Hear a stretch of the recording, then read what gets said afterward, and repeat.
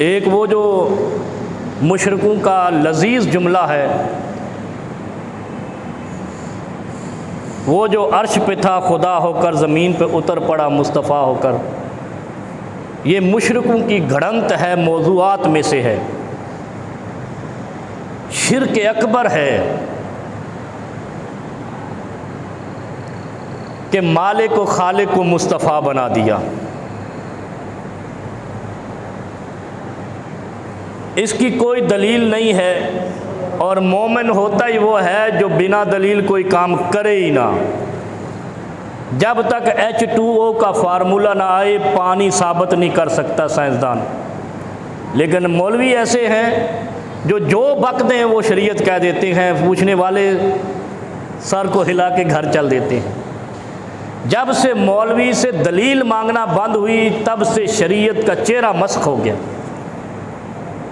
وہ جو عرش پہ تھا خدا ہو کر مدینے میں اتر پڑا مصطفیٰ ہو کر، تو اوپر کون رہا پھر؟ کبھی پوچھا ہے مولوی سے؟ بلکہ سبحان اللہ کہہ دیا ہم نے۔ اچھا، جو سبحان اللہ کہہ رہے ہوتے ہیں ان کو یہ بھی پتہ نہیں کہ سبحان اللہ کا معنی کیا ہے۔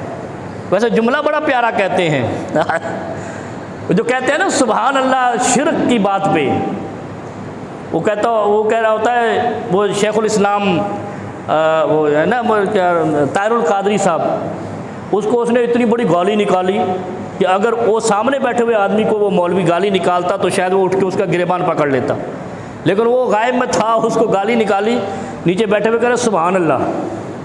اس کا مطلب کیا ہے؟ وہ بندہ پاک ہے، یہ پلید ہے گالی نکالنے والا۔ کیوں؟ سبحان اللہ کا معنی کیا ہے؟ اس نے گالی نکالی، کہنے والے نے کہا سبحان اللہ، اس کا مطلب اللہ اس بکواس سے پاک ہے جو تم کر رہے ہو۔ سبحان اللہ کا معنی کیا ہے؟ اے اللہ تو پاک ہے، تو اس کا مطلب وہ تو بندہ صحیح کہہ رہا ہے، یہ جو یہاں پہ کہہ رہا ہے یہ غلط کہہ رہا ہے۔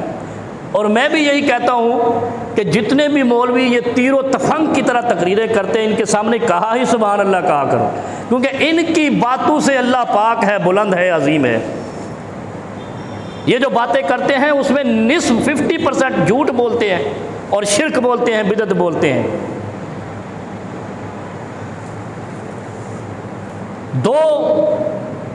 قرآن کریم میں 2 آیتیں ایسی ہیں جو تخلیق آسمان و زمین سے 2000 قبل اللہ رب العالمین نے تحریر کی، لیکن 1.25 لاکھ انبیاء بھیجے، کسی کو نہیں دی، کسی کو نہیں دی۔ کسی نبی کو وہ تحفہ نہیں دیا جو تعویذ ہمارے نبی کو دیا۔ اور پچھلے جمعہ ہم نے اس کا تھوڑا سا، اور میں نے کہا تھا کہ انشاءاللہ یہ آیتیں چلیں گی۔ وہ 2 آیتیں قرآن کریم کی پہلی سورت سورہ بقرہ کی آخری 2 آیتیں ہیں، 284-85۔ یہ اتنی عظیم آیتیں ہیں کہ اس کے ایک ایک حرف میں نیکیاں ہیں، اجر ہے، عظمت ہے، خزانہ ہے۔ ویسے تو کہتے ہیں نا قرآن کے ہر حرف میں نیکیاں ہیں، 10 نیکیاں ہیں، رمضان میں 70 ہو جائیں گے، ابھی آ رہا ہے وہ۔ لیکن ان 2 آیتوں کے ہر حرف میں نیکیاں ہی نہیں، خزانہ بھی ہے۔ ابن مردوے رحمہ اللہ کہتے ہیں کہ اللہ رب العالمین نے تمام انبیاء سے بڑھ کے تکریم ہمارے نبی کی اس لیے کہ اس کو وہ تحفہ دیا۔ اللہ رب العالمین کے رازدانی کی حالت دیکھیں، کتنی ہزاروں سال پر محیط کائنات تخلیق کی، لیکن 2 آیتیں اپنے پاس رکھی میں نے اپنے محبوب کے لیے۔ اور جی میں کوئی گھر چنا کوئی چیز سنبھال کے رکھ دیں، یہ اس کے لیے ہے، اس کے لیے داماد کے لیے ہے، یا بھائی رکھتا ہے بہنوئی کے لیے ہے، جو قریب ترین رشتہ ہوتا ہے نا، گھر والے تحفہ اس کے لیے سنبھال کے رکھتے، اپنے بچوں کو نہیں دیتے، یہ اس کے لیے ہے۔ یہ سوٹ ایسے کہہ لو، یہ سوٹ سنبھال کے رکھتے ہیں صندوق میں، سال پڑا رہتا ہے، جب وہ آئے گا اس کو دیں گے۔ نہیں تو ویسے بھی یہ جو ہماری طرح مڈل کلاس یا لوئر مڈل کلاس یا اپر مڈل جو بھی کہانی کر لو، جب کسی کی شادی ہوتی ہے تو دلہن جو زیور لاتی ہے نا، کیونکہ سونے کو زنگ نہیں لگتا، وہ سنبھال کے رکھتی ہے، جب اس کی بیٹی ہوتی ہے تو کہتی ہے اپنی بیٹی کو دوں گی، سب سے عزیز تر رشتہ، اس کے لیے انگوٹھی سنبھال کے رکھتی ہے، وہ دوسری چیزیں کیوں عزیز تر رشتہ ہوتا ہے، اس کے لیے ایک چیز سنبھالی جاتی ہے، چھپائی جاتی ہے، سنبھالی جاتی ہے، اس کو کوٹنگ کرائی جاتی ہے۔ زمین کے پیپر ہو نا تو ابا جی محترم پلاسٹک کوٹنگ کرا کے ایسے صندوق میں رکھتے ہیں کہ کسی کو پتہ نہیں چلتا، کیوں؟ یہ قیمتی چیز ہے، وراثت ہے، نسل در نسل چلے گی، پوتوں پڑ پوتوں تک بھی چلے گی۔ اللہ رب العالمین نے قرآن کریم کی 2 آخری سورہ بقرہ کی آیتیں اسی طرح سنبھال کے رکھی آپ لوگوں تک پہنچانے کے لیے کہ میرے محمد کو ماننے والے آئیں تو بھوکے نہ مر جائیں، سمندروں میں غرق نہ ہو جائے، پہاڑوں پہ چڑھنا نہ پڑے، آڑے سے چیرے نہ جائیں، دشمن سے کچلے نہ جائیں۔ کبھی سوچا ہے یہ؟ اے گلا مولوی دسن تو پھر ہی ہے نا، تو پہلے 10 دن کافر کون ہے، مشرک کون ہے، بدعتی کون ہے، جہنمی کون ہے جنتی تے ٹھیکے تے آئی۔ سورہ بقرہ کی 2 آیتیں 2000 سال قبل زمین و آسمان کے پیدا کرنے سے صحیح روایت کے مطابق اللہ رب العالمین نے اپنے پاس لکھی، لیکن دی نہیں، اپنے پاس بلایا معراج کی رات، 3 چیزیں عطا کی۔ معراج میں 3 کون سی چیزیں ملی تھی؟ معراج میں مصطفیٰ کو 3 تحفے ملے تھے،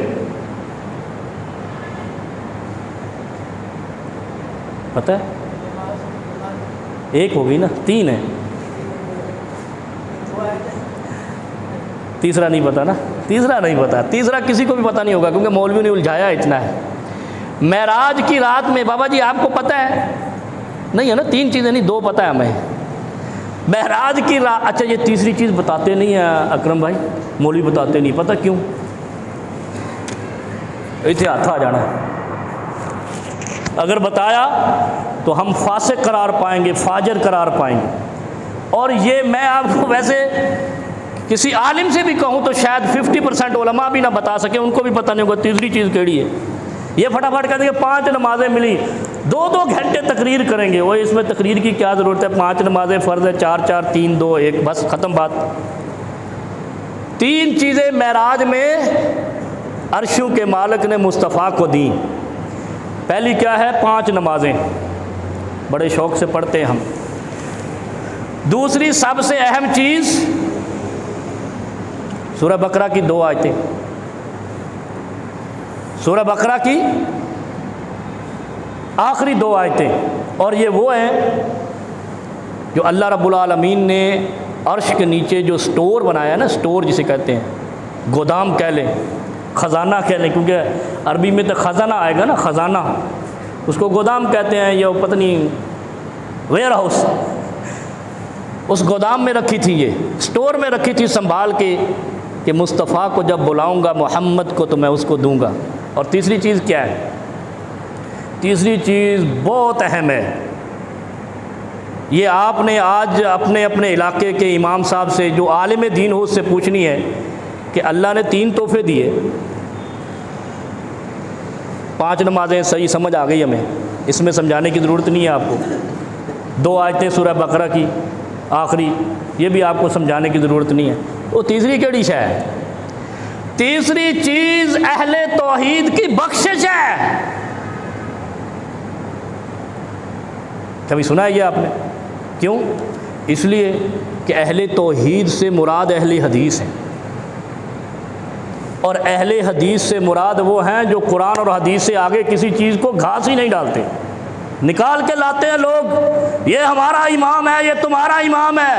اہل حدیث کے نزدیک کوئی امام کی ایک رائی کے دانے کے برابر حیثیت نہیں ہے۔ امام ان کا وہ ہے جو عرشوں پہ گیا ہے اور تحفہ یہ لے کر آیا ہے، جو مجھ پر اکتفا کرے گا وہی بخشا جائے گا۔ کتنی بڑی بات ہے سعود بھائی، یہ مولوی نہیں بتاتے۔ بریلوی کو پوچھو تیسری چیز کون سی ہے، پتہ کوئی نہیں۔ دیوبندی شیعہ سے پوچھو تیسری چیز جو عرشوں پہ بلا کے مصطفیٰ کو تحفے میں دیے وہ کیا ہے، پتہ کوئی نہیں، یا گھمائیں گے۔ امام ابن کثیر نے کہا ہے کہ جو لوگ یہ سمجھ لیں کہ ہماری بخشش مصطفیٰ کرائیں گے، کوئی اور نہیں کرائے گا، جو قرآن اور حدیث میں رہے گا اس کے گناہ رب العالمین نے معراج کی رات بخش دیے تھے۔ اور فخر کرنا چاہیے ان کو کہ جو اہل حدیث ہیں، جو قرآن کو مانتے ہیں، مصطفیٰ کو مانتے ہیں۔ دوسرے اماموں کو کہتے ہیں وَمَن يَعْمَلْ مِثْقَالَ ذَرَّةٍ شَرًّا يَرَهُ، جس نے مصطفیٰ کے دین میں ذرہ برابر تبدیلی کرنے والا امام بنایا، اپنی رائے ڈالنے والا امام بنایا، اس کے گناہ خدائے لم یزل بخشیں گے نہیں۔ یہ سرٹیفکیٹ ہے ان کے لیے کہ دنیا کے اندر جہاں جہاں صرف قرآن و حدیث کو آخری چیز مانا جاتا ہے، اہل توحید کیوں کہا؟ اب دیکھیں نا، اس پہ سوال اٹھ سکتا ہے، کوئی کہا اہل توحید میں ہم کون سا مشرک ہے؟ کون کہتا میں مشرک ہوں؟ وہ چادر قبر پہ چڑھا رہے ہوتے ہیں، جھک کے پوچھا مار رہا ہوتا ہے کہ منہ سے، وہ کیا کہتے ہیں، چما لے رہا ہوتا ہے قبر کا، اس کو ہے سجدہ تعظیمی ہے، سجدہ فلانا ہے۔ الو کے پٹھے، یہ سجدہ ہے، اس میں تعظیمی تکریمی تحریمی یہ کہاں سے نکال لیا تم نے؟ سجدہ جھکنے کو کہتے ہیں بس۔ تیسرا نتھنگ ایلس، کوئی چیز نہیں۔ جو سر جھک گیا وہ قبر پہ جھکا تو مشرک، خدا کے سامنے جھکا تو موحد، بات ختم۔ کتنی بڑی بات ہے۔ معراج کے 3 تحفوں میں 5 نمازیں، 2 آیتیں سورہ بقرہ کی آخری، اور تیسری اہل توحید کے گناہوں کی بخشش مسٹ بھی لازماً۔ ان اللہ لا یغفر ان یشرک بہ ویغفر ما دون ذلک لمن یشاء۔ اہل حدیث کی نمازوں کی کمی بھی خدا لم یزل بخش دے گا اگر توحید پہ رہے۔ اور احناف کیا، دنیا کے سارے علماء کہتے ہیں، اور جدید دور کا مفتی ایک بڑا کٹر مخالف ہے، وہ بھی کہتا ہے اپنے ویڈیو کلپ میں، میں نے سنا، میں آشش کر اٹھا، کہتا ہے اہل حدیث میں شرک نام کی چیز نہیں ہے۔ مفتی طارق مسعود نام سنا ہوگا، ویڈیو کا بڑا مذاقوں کا بھی بڑا ماہر ہے۔ اس نے اپنے ویڈیو کلپ میں کہا کہ اہل حدیث میں شرک نام کی چیز نہیں ہے۔ سبحان اللہ، سچ وہ ہے جو دشمن بھی بولے مخالف بھی بولے۔ مکے کے مشرک تھے نا، سارے کام کرتے تھے، وہ جتنے الزام لگا سکتے تھے مصطفیٰ پر لگاتے تھے، لیکن یہ کہتے تھے کہ جھوٹ نہیں بولتا، ہم نے آپ میں جھوٹ نہیں دیکھا۔ اسی طرح اہل حدیث اس دور کا وہ ہے کہ جس کو سارے مسئلوں میں بات دینے کی تعویلیں کرنے والے بھی کہتے ہیں کہ ان میں شرک نہیں دیکھا، اور یہ معراج کی رات کا تحفہ ہے۔ اللہ کا شکر ادا کرنا چاہیے اہل حدیثوں کو کہ یہی تحفہ ملا تھا کہ جو شرک نہیں کرے گا، جو قرآن اور حدیث پہ اکتفا کرے گا، جو مصطفیٰ کو آخری اور پہلا اور آخری امام مانے گا، اس کے گناہ بخش دوں گا، اس کی نمازیں بخش دوں گا، اس کے روزے بھی بخش دوں گا، اس کی زکاتیں صدقاتیں تلاوتیں بھی بخش دوں گا، لیکن شرک نہیں بخشوں گا۔ جو ہر شخص جانتا ہے کہ اہل حدیث نہ قبر کو مانتا ہے، نہ قبر کی فضیلت کو مانتا ہے، بلکہ کہتا کہ جو مر گیا وہ زمین کے نیچے دنیا سے اس کا رشتہ کٹ گیا۔ یہ سورہ بقرہ کی 2 آیتوں کا لیکچر، بات ختم ہو گئی۔ معراج کی رات میں 3 تحفے یاد کر کے جانا ہے، اور یعقوب جا کے محلے کے امام سے پوچھنا ہے کہ 3 تحفے بتاؤ جو معراج میں ملے تھے مصطفیٰ کو۔ 5 نمازیں تو بڑی رٹی ہیں تم نے، آگے بھی چلو تھوڑا۔